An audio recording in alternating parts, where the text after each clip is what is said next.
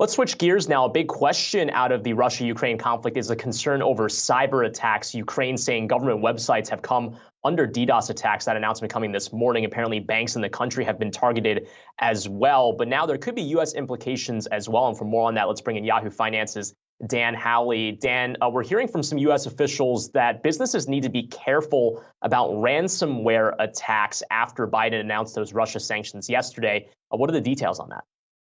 That's right, Brian. We're seeing a lot of kind of chatter about how the U.S. is preparing for a potential cyber attack. We actually saw in New York State the governor and mayor of New York City gathering for their unveiling of a new cyber kind of command center where they would protect the city and state and the various municipalities against cyber attacks, and especially coming at this point in time. Now, there are cyber attacks going on against the Ukraine basically hitting their websites, shutting them down with directed denial of service attacks. It's basically where you take a whole bunch of different computers, tell them to access a website. The website can't handle that many requests and just shuts down. So that's what we're seeing right now. The fear, though, and according to experts that I spoke to specifically here in the U.S., is that Russia could already have backdoors built into systems that we rely on, whether that's infrastructure ranging from power plants to government websites to things like banking institutions.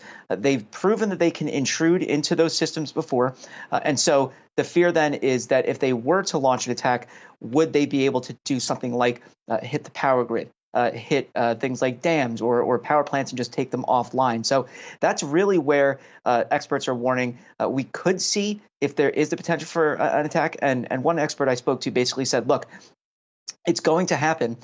Don't panic when it does, but recognize that this is kind of a new kind of warfare. Now, would that lead to something greater, an actual armed conflict? That's really kind of so far afield from what would happen here when it comes to cyber attacks that it's not even a question that it would happen.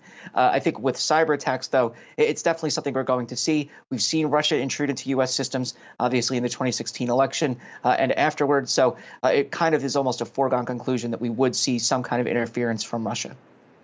Yeah, the disruption to critical infrastructure is something that's been talked about for some time, and really the vulnerabilities on that front too. So certainly hoping that things have beefed up as a result, but we'll be watching that one closely. Thanks so much for that, Dan.